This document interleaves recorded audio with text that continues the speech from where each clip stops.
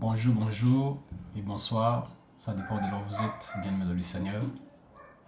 Je suis très ravi de vous retrouver aujourd'hui et je vous souhaite la bienvenue dans ces temps de méditation. Ce sont des temps où nous méditons autour de la parole de Dieu. Je suis votre humble serviteur, le frère Imani Nyanga. Et aujourd'hui, nous voulons nous entretenir sur un thème très simple. Il s'agit de la vie d'un homme qui m'inspire beaucoup, un homme qui m'a beaucoup appris dans la Bible. Quand je médite sur sa vie, le Seigneur m'a énormément parlé et édifié. Comme j'étais bénéficiaire, je n'ai pas voulu être égoïste. Voilà pourquoi je vais vous partager les bénéfices que j'ai tirés de la vie de cet homme. Il s'agit bien de Bartimée. Donc aujourd'hui, nous allons parler du thème suivant, à l'école de Bartimée. À l'école de Bartimée, nous allons voir ce que la vie de Bartimée nous enseigne, ce que la vie de Bartimée nous apprend, ce que la vie de Bartimée nous apporte. Vous savez, Bartimée, c'est un personnage biblique dont beaucoup de fois quand on parle de lui, on lui montre comme un homme de rien, un mendiant, un homme qui n'a rien, un pauvre type, un aveugle de rien du tout qui était comme mendiant. Mais en cet homme se cachait beaucoup de valeurs, en cet homme se cachait beaucoup de caractère. En cet homme, il était un vaillant, il était un champion. C'était un homme de valeur. Et au travers de sa vie, aujourd'hui, le Seigneur va nous inspirer, le Seigneur va nous parler. Voilà pourquoi, sans plus tarder, j'aimerais qu'ensemble, nous puissions lire la parole de Dieu dans le livre de Marc 10, 46 à 53. Marc 10, 46 à 53. Je vais donc lire pour nous permettre de se situer sur ce que nous allons dire aujourd'hui là. Et je vais lire donc au nom de Jésus. La Bible déclare, Marc 10, 46.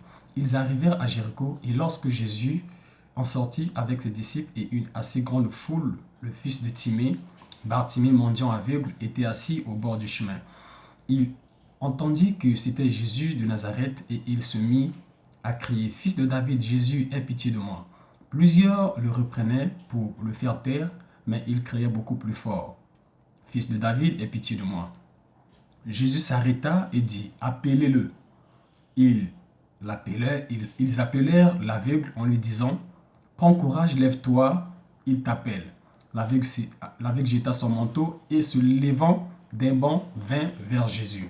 Jésus, prenant la parole, lui dit, « Que veux-tu que je te fasse ?» Rabboni, lui répondit l'aveugle, « Que je recouvre la vue. » Et Jésus lui dit, « Va, ta foi t'a sauvé. » Aussitôt, il recouvra la vue et suivit Jésus dans le chemin. Nous voulons prier, Père, dans le nom de Jésus, nous te prions pour ces instants. Merci de nous inspirer, merci de nous parler. Au nom puissant de Jésus, nous t'avons ainsi prié. Amen. Et aujourd'hui, comme je l'ai dit, c'est un passage qui va nous encourager. La vie de Bartimée est une vie encourageante par sa manière d'être, son caractère, son mental d'acier. C'est un homme, un champion, c'est un homme qui va nous édifier, c'est un homme qui, sa vie nous inspire, qui, sa vie va nous booster, va nous pousser à aller de l'avant. Amen. Et aujourd'hui, nous allons nous atteler juste sur un point sur sa vie de Bartimée. Comme nous avons parlé à l'école de Bartimée, il y a beaucoup de points, mais aujourd'hui, nous allons parler d'un seul point. Ce point, il s'agit de son identité. Aujourd'hui, nous allons parler de l'identité de Bartimée. L'identité de Bartimée. Tous nous savons que l'identité, c'est ce qu'il est, sa vie. On va se baser juste sur son nom, ce que veut dire son nom. Ce qui nous permet de l'identifier. L'identité, c'est ce qui permet qu'on identifie l'homme. Sa vie, son nom, sa date de naissance ou comment, mais aujourd'hui, nous allons limiter juste ce qui l'identifie, c'est-à-dire son nom, le nom de Bartimée. Que veut dire son nom? Et sans plus tarder, le nom de Bartimée est composé de deux mots, Bar et Timée. Bar veut dire fils, Bar qui veut dire fils, et Timée qui veut dire honorable. Et vous savez, au temps de la Bible, les noms n'étaient pas donnés au hasard. On n'appelait pas les gens au hasard. Les noms que les gens portaient étaient réellement ce que, par rapport à leurs circonstances ou bien par rapport à leur vécu. Par rapport à leur vécu. Donc le nom de Bartimée nous indique que Bartimée était le fils de Timée. Parce qu'on le précise, on dit Bartimée. Ça veut dire fils de Timée, mais on précise encore que c'est le fils de Timée. Et Bar veut dire fils, Timée veut dire quoi? Timée veut dire honorable, veut dire notable, veut dire vénérable, veut dire en termes de vulgaire, on peut encore dire c'est le fils du boss. En termes clairs, j'allais dire. le fils du boss. Donc Bartimée était le fils du boss. Et en lisant son histoire, nous nous rendons compte que Bartimée n'est pas né aveugle. Bartimée n'est pas né enfant de la rue. Il est né, il appartenait à une famille. Et son père, c'était un homme honorable. C'était un homme qui était bien positionné. Son père, c'était un boss. Et l'ennemi a volé les yeux de Bartimée. L'ennemi a fait que Bartimée devienne aveugle parce qu'il n'était pas né aveugle. Quand il dit à Jésus, dit que veux-tu que je fasse pour toi? Il dit à Jésus que je recouvre la vue, que je voie comme avant dans d'autres versions. Ça veut dire qu'avant il voyait et l'ennemi l'a ensorcelé et Bartimée du coup ne voit plus. Et c'est à cause de cette maladie que Bartimée va se retrouver dans la rue. C'est à cause de son aveuglement qu'il devient mendiant. Et je crois peut-être qu'à cause de ça, comme en Israël, un homme aveugle se considère comme quelqu'un qui avait de la malédiction à cette époque. Donc, c'est cette maladie qui a fait que Bartimée puisse se retrouver dans la rue. Mais ce que j'aime comme aujourd'hui, nous allons parler de son identité. Bien que Bartimée était dans la rue, bien qu'il était mendiant, bien qu'il était aveugle, Bartimée n'a pas changé d'identité. Alléluia. Il n'a pas changé d'identité. Il est resté Bartimée. Il est resté fils du boss. Il est resté fils du boss. C'est pour dire quoi? Pour te dire, bien-aimé, que la situation que tu vis, le problème dans lequel tu te trouves maintenant, les difficultés dans lesquelles tu te trouves, ne changeront jamais ton identité. Alléluia. Ne changeront jamais ton identité. Tu resteras seulement fils d'eux. Et parlant de l'identité, vous savez, l'identité occupe une place importante dans la Bible. La Bible, on reconnaîtrait quelqu'un par rapport à sa filiation, par rapport à son identité.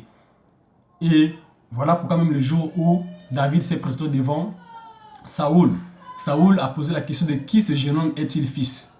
Parce que quelqu'un qui n'a pas de fils, on ne peut pas l'élever. Quelqu'un qui n'a pas de père, j'allais dire, on ne peut pas l'élever. Quelqu'un qui n'a pas une source, on ne peut pas l'élever. Donc le fait qu'il était fils de Bartimée, son père était honorable. Et le mot père veut dire Abba, veut dire source. Et en Israël, même l'esclave n'avait pas le droit d'appeler le maître de la maison père. Si tu l'appelles, on te lapide. Voilà pourquoi l'apôtre Paul dit, nous n'avons pas l'esprit de servitude, mais l'esprit de liberté auquel nous appelons Abba Père. Cet esprit nous a affranchis pour nous permettre d'appeler Dieu notre Père. Et parce que Bartimée avait son identité, ce matin, je veux aussi te dire que tu as une identité. Tu appartiens à quelqu'un. Tu as un père. Et ton père, c'est pas n'importe qui. Ton père, c'est pas n'importe qui. Ton père, c'est Yahweh. Voilà pourquoi Jésus, quand il est arrivé, Jésus était venu pour inaugurer une nouvelle saison.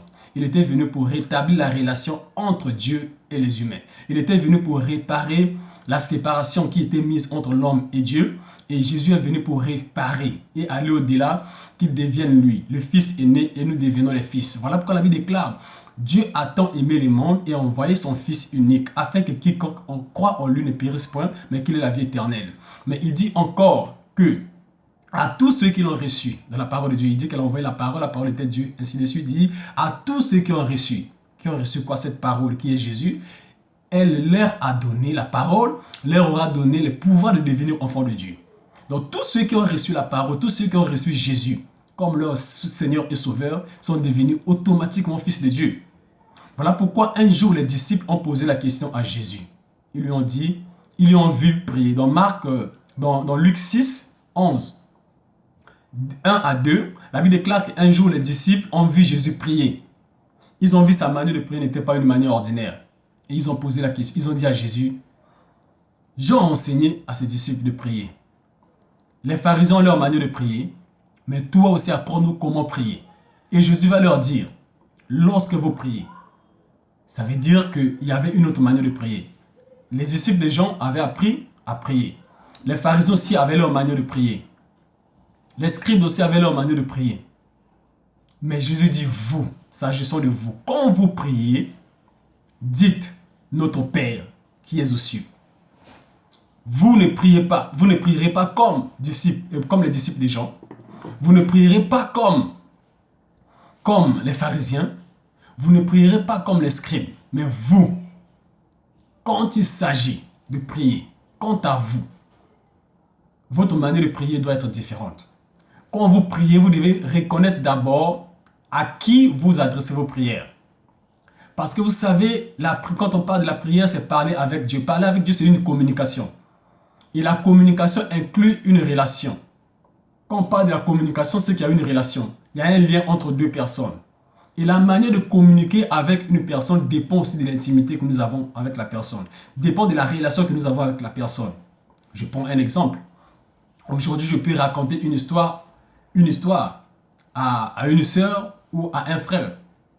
Quand je raconte cette histoire envers ce frère, ma manière de lui raconter cette histoire dépendra aussi de la relation que nous avons. Ma manière de raconter une histoire à quelqu'un dépendra de la relation que nous avons. Et la même histoire, quand je la raconte aussi à mon épouse, je ne vais pas la raconter de la même manière. Je vais la raconter avec un autre langage, une autre manière de communiquer. Pourquoi? Parce que notre relation n'est pas la même avec quelqu'un de la rue, avec quelqu'un d'autre. Et voilà pourquoi Jésus dit, quand vous priez, vous devez reconnaître d'abord la relation que vous avez envers celui que vous voulez adresser vos prières. Vous devez d'abord faire asseoir la base, c'est la relation. Parce que lorsqu'on on communique avec un père et on communique avec un Dieu, ce n'est pas la même chose. Qu'est-ce que je veux dire par là? Le Dieu, c'est un Dieu de la religion. Quand nous prions un Dieu, nous sommes de la religion.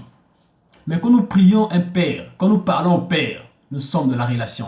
Parce que la vie chrétienne n'est pas une religion. La vie chrétienne, c'est une relation. Et Jésus voulait établir la base. Pour que nos prières soient efficaces, nous devons reconnaître d'abord à qui nous adressons nos prières. Et Jésus a réglé ce problème. Parce que beaucoup de gens aujourd'hui, leurs prières n'ont pas d'effet. Leurs prières n'ont pas d'impact tout simplement parce qu'ils communiquent avec Dieu comme ils communiquent avec leur Père comme étant un Dieu ainsi lointain et un Père ainsi proche. La différence entre la chrétienté et d'autres religions, je peux dire ainsi, c'est que les religions ont des dieux, mais la chrétienté, nous avons un Père.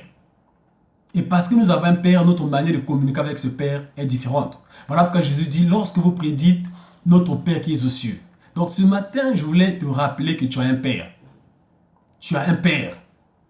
Ton identité, tu es le fils de quelqu'un, tu es le fils du boss. Tu es le fils du Dieu très haut, tu es le fils du Dieu très haut. Et Jésus est ton aîné, Jésus est ton grand frère. Si tu sais seulement que Dieu est ton Père, même ta manière de marcher va changer. Si tu inculques cette mentalité dans ta tête, si tu marches avec cette pensée, si tu marches avec cette certitude, tu insères cette parole dans ton cœur, tout en sachant que tu es le fils du Très-Haut, bien-aimé, ta manière de prier va changer. Ta manière même d'opérer va changer. Il n'est pas seulement Dieu, mais il est ton Père. Jésus allait au-delà et dit, eux ils prient Dieu. Voilà pourquoi les pharisiens, quand ils prient, ils sont orgueilleux parce qu'ils s'adressent à un Dieu, ils crient pour qu'ils puissent attirer l'attention de Dieu. Mais toi, tu n'es pas comme eux. Ton identité, il ne faut jamais perdre ton identité. Tu es le fils du boss. Bartimée est resté le fils du boss. Il est resté le fils de son père. Même quand il était là, il demandait de l'argent, il était dans des situations difficiles, il n'avait rien à manger, il réalisait qu'il était le fils du boss. Il réalisait qu'il était le fils de l'honorable, il était le fils du vénérable, il était le fils du notable. Le fait qu'on l'appelait Bartimée, ça lui donnait de l'espoir. Le fait qu'on l'appelait Bartimée, ça lui donnait du courage. Le fait qu'on l'appelait Bartimée, ça l'encourageait. Ne perds pas ton identité. Réalise ton identité. Réalise que tu es le fils du Très-Haut. Réalise que tu n'es pas le fils de... Tu n'es pas n'importe qui. Vous savez, même quand tu causes avec quelqu'un et tu apprends même qu'il est le fils d'un roi ou le fils du président, ta manière de communiquer avec lui va changer. Et lui, le fait de savoir qu'il est le fils du président, il peut faire tout ce qu'il veut. Pourquoi? Parce qu'il est sûr que son père est haut placé. Je vais te dire que tu n'es pas le fils de n'importe qui. Tu n'es pas n'importe qui. Ton père, c'est lui qui a tout créé. Ton père, c'est le maître de l'univers. L'identité est très importante. Beaucoup de gens aujourd'hui marchent dans la bassesse. Marchent la tête courbée. Marchent la tête dans la queue parce qu'ils ne savent pas ce qu'ils sont. Un chrétien, c'est pas n'importe qui. Tu as une identité. Tu es le fils du Très-Haut. Tu as un père. Ton père est dans le ciel. Ton père est le créateur de ce monde. Ton père, c'est lui qui a tout créé. Ton père n'est pas n'importe qui. Ton père a fait de toi un vent. La Bible déclare que le vent souffle, personne ne sait d'où il vient, où il va. Mais on entend le bruit. Il en est ainsi d'un homme qui est né de nouveau. Toi, tu es né de nouveau, tu es né d'esprit. Personne ne peut te bloquer. Si tu réalises seulement que tu es le fils du Très-Haut, si tu réalises seulement ton identité, si tu marches avec cette mentalité que tu n'aimes pas n'importe qui, tu es le fils du Très-Haut, malgré les difficultés, malgré les problèmes que tu traverses, réalise que tu es le fils du Très-Haut. L'aveuglement n'a pas enlevé à Bartimée son identité. La mendicité n'a pas enlevé à Bartimée son identité. Le fait de savoir qu'il avait une bonne position l'a rassuré, il était là. Il était audacieux. Pourquoi? Parce qu'il connaissait son identité. Et l'idée me vient encore de cette parabole de Jésus, du fils prodigue, dans Luc 11, 16 à 17. La Bible déclare que cet homme avait deux fils. Un, le plus jeune, demande l'héritage de son père. Son père était tellement riche, dit père, donne-moi mon héritage, je vais partir. Et cet homme, ce jeune homme, on lui donne les biens, il s'en va dans la débauche et il a dissipé ses biens. Et le verset 16 dit que il était travailleur d'un homme qui avait un parc de porcs, une porcherie. Et là-bas, il souffrait tellement qu'il voulait, il suppliait cet homme pour qu'il lui donne même la nourriture des porcs. Mais cet homme ne lui a pas donné. Cet homme a refusé. Mais la Bible déclare entrer en lui-même. Il a réalisé son identité. Il a réalisé qu'il a un père. Il a réalisé que son père n'est pas n'importe qui. Il a réalisé que son père c'est un homme riche. Il a réalisé que chez son père il a des serviteurs. Le fait seulement de réaliser son identité a changé sa vie. Le déclic de cet homme a commencé quand il a réalisé qu'il n'était pas n'importe qui. Quand il a réalisé qu'il avait un père. Quand il a réalisé que son père était riche. Quand il a réalisé que même les serviteurs de la maison de son père ne manquent pas à manger. Seulement ce raisonnement, cette méditation a bousculé sa vie. Il dit non, moi je vais rentrer, aller chez mon père. Alléluia. Toi aussi tu as un père. Tu as un père. Ton père n'est pas n'importe qui. Ton père c'est lui qui a établi le roi de ce monde. Ton père c'est le roi des rois. Ton père est assis dans les cieux et il contrôle la terre. Son regard parcourt la terre et personne ne peut t'arrêter. Personne ne peut te faire du bien et du mal. Pourquoi? Parce que ton père c'est lui le créateur de toutes choses. Parce que ton père c'est lui qui contrôle ton identité. Ne perds pas ton identité parce que tu as faim. Ne perds pas ton identité parce que tu as cherché le boulot, tu n'as pas trouvé. Ne perds pas ton identité parce que tu cherchais une fonction, tu as proposé la franc-maçonnerie. Non. Ne perds pas ton identité, tu n'es pas n'importe qui. C'est quand on te propose ce que tu as déjà. L'ennemi cherche à tromper les gens. C'est un menteur. Il vient te proposer ce que Dieu t'avait déjà donné. Mais ne perds pas ton identité à cause des biens de ce monde. Tu y as au-delà de ce que le monde peut te proposer. Tu as au-delà, tu as plus que ce que le monde te propose. Tu as un père. Réalise ton identité. Réalise que tu as un père. Réalise que tu n'es pas n'importe qui. Le fait seulement de réaliser que Dieu est ton père, même ta manière de marcher va changer, bien-aimé. Ta manière de prier va changer. Ta manière de lui parler va changer. Parce que c'est ton père. Il dit que vous qui êtes méchants, vous sachez donner les bonnes choses à vos enfants. À combien plus forte raison le Père céleste ne donnerait pas-il son esprit à celui que lui demande? Donc le Père céleste, c'est notre Père. Lorsque nous avons un besoin, parlons au Père. Voilà pourquoi Philippiens dit, ne vous inquiétez de rien. En toute chose, présentez vos besoins. Présentez vos besoins parce que vous avez un Père. Un père a du plaisir à répondre aux besoins de ses enfants. Un père trouve du plaisir à prendre soin de ses enfants. Quand tu as un problème, réalise que tu as un père. Et le père ne peut pas t'abandonner. Le père ne peut pas te laisser couler. Le père ne peut pas laisser son enfant souffrir. Un enfant qui souffre sans révéler sa souffrance, qui souffre longtemps, parfois il n'a pas révélé sa souffrance à son père. Parce qu'un père ne peut pas accepter la souffrance de son fils. Raison pour laquelle quand le jeune homme est revenu dans la maison du père, le père a fait une fête. Pourquoi? Parce qu'il se sentait affligé du fait que son fils était loin de lui. Il ne pouvait pas accepter que son fils souffre. Et je parie même que cet homme avait refusé la nourriture des porcs à cet homme parce qu'il savait que ce n'était pas le fils de n'importe qui. Oui, je crois. Parce que lui aussi s'est dit, si je lui donne la nourriture des porcs, le jour où il sera rétabli dans ses fonctions, il va se venger. Il a eu peur. Il lui a refusé. Mais ce jeune homme est revenu à la maison. Pourquoi? Parce qu'il a réalisé qu'il a un père. Toi aussi, tu as un père. Tu ne sais pas ce qui te dérange. Je ne sais pas quel est le problème qui t'accable. Je ne sais pas quel est le problème qui te fait perdre la joie. Mais je te dis, bien-aimé, tu as un père. Invoque-le. Parle-lui. Dis-lui ce que tu ressens. Dis-lui ton besoin. Parle à ton père. Parle à ton père. Discute avec lui. Présente-lui ton besoin. Ne te lamente pas. Ne te dis pas peut-être que tu as péché. Non, Bartimée n'avait rien fait. On ne dit pas la raison pour laquelle il est devenu aveugle.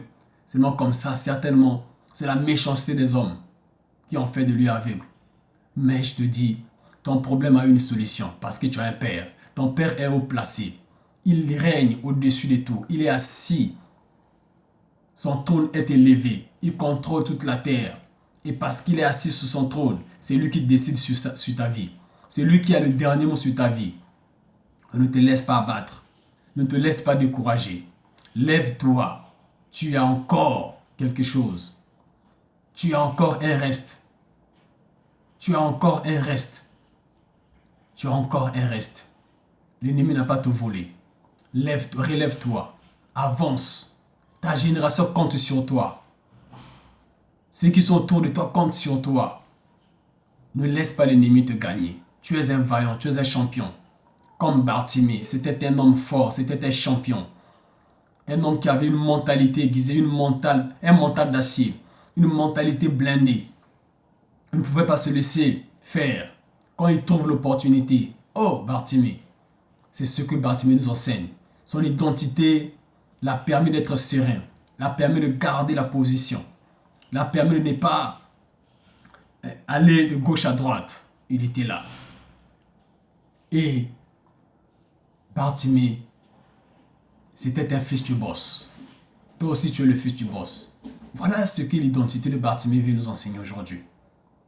Bartimée veut dire fils de l'honorable. Bien qu'il était le fils du boss, il avait des situations compliquées. Mais ces situations n'ont pas changé son identité. Ce que tu subis ne changera pas ton identité. Ce que tu subis ne change pas la vie de Dieu sur ta vie. Le problème dans lequel tu es ne change pas la vie de Dieu sur ta vie. Tu demeures son fils. Tu demeures son fils, tu demeures sa fille. Et toi aussi ne le renie pas. Toi aussi ne le tourne pas les dos. Parle-lui comme un père.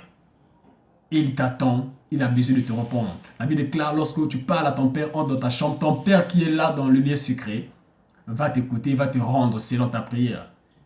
Il t'attend dans le lieu secret. Lève-toi, cherche ton Dieu. Ne te laisse pas abattre. Ne te laisse pas décourager. Tu as un père. Ton père t'attend. Il a une robe qu'il a réservée pour toi. Il a une bague qu'il a réservée pour toi, comme il a fait au fils prodigue. Il a organisé la fête. Le plaisir du père, c'est de voir ses enfants aller de l'avant. C'est de voir les enfants réussir. Mais un enfant qui n'avance pas, qui veut reculer, fera la honte de son père. Voilà pourquoi je t'encourage, bien-aimé, d'avancer. Tu as une identité. Ton identité est une source de motivation. Le fait de savoir seulement que tu as un Père dans les cieux. Le fait de savoir seulement que Jésus-Christ est ton Sauveur, ton Seigneur. Le fait de savoir que le Saint-Esprit habite en toi. C'est la raison. Cette raison suffit pour te donner la force de continuer. Le fait de savoir que tu as un Père, que ton identité, tu n'es pas n'importe qui, que tu n'es pas un homme ordinaire, tu n'es pas une femme ordinaire, cela changera ta vie. Ne perds pas l'identité, mets dans ta tête chaque jour, même quand les situations arrivent, sache que tu as un Père, sache que tu es enfant de Dieu. Tu es enfant de Dieu, ton identité ne changera pas à cause des problèmes. Les problèmes qui t'arriveront ne changera pas ton problème. David dit, même quand je traverse la vallée de l'ombre de la mort, je ne crains aucun mal, car tu es avec moi. Ton Père est avec toi. Ce n'est pas l'homme de la vallée de la mort qui va t'arrêter, c'est un lieu de passage. Tu es en train de passer, c'est un parcours. Même là où tu es, ce n'est pas le terminus, tu dois continuer. Alléluia. Que le Saint-Esprit t'aide à continuer à te relever, qui te console. C'est le message que j'avais à nous partager. premier point concernant la vie de Bartimée. Et l'enseignement va continuer. Si tu as aimé, je te prie de t'abonner, de partager le message et de cliquer sur la cloche pour que toutes nos publications, tu sois au courant. Et nous avons besoin de toi. Si tu as aussi une question peut-être qui te préoccupe, tu peux nous la poser. Nous serons là pour, par la grâce de Dieu, à répondre à cette question. Et que le Seigneur te bénisse. Si ce message t'a fait du bien, abonne-toi. La prochaine fois, nous allons parler d'une autre qualité de Bartimée. Nous allons continuer l'enseignement sur la vie de Bartimée. Nous allons finir. En tout cas, c'était un homme qui avait beaucoup de vertus, un homme qui avait beaucoup de valeurs, un homme de valeurs, un champion. Bartimée, c'est parmi les personnages bibliques qui me fortifient, qui m'encouragent, qui me révolutionne quand je lis Bartimée. Toutes les fois que je le lis, le Seigneur me parle. Toutes les fois que je lis Bartimée, j'ai toujours quelque chose de nouveau. Voilà pourquoi prochainement, nous allons encore parler du deuxième point de la vie de Bartimée. Aujourd'hui, c'était sur son identité. De la même manière que Bartimée, son identité n'a pas changé malgré ses problèmes. Toi aussi, tu as une identité, tu es enfant de Dieu. Les problèmes ne changeront pas ton identité. Les problèmes ne changeront pas ce que tu es. Les problèmes ne changeront pas le regard de Dieu sur ta vie. Le regard de Dieu, la décision de Dieu sur ta vie reste la même jusqu'à la fin. Jusqu'à la fin de ta vie, jusqu'à la fin des jours. Et il est avec toi. Voilà pourquoi nous voulons prier pour cette exhortation. Père, je te prie pour ma soeur qui t'a écouté, pour mon frère qui t'a écouté. Certains, il a un problème, c'est toi qui es capable d'apporter la solution. C'est toi qui es notre Père, c'est toi qui es capable de nous restaurer au Père de gloire. Tu as dit qu'avant que nous prions, tu connais ce à quoi nous avons besoin. Père, je prie au Père que tu touches mon frère, tu touches ma soeur, que tu répondes à sa question et que tu lui accordes ce que son cœur désire. Dans le nom de Jésus, nous t'avons ainsi prié. Amen. Que Dieu te bénisse. Amen.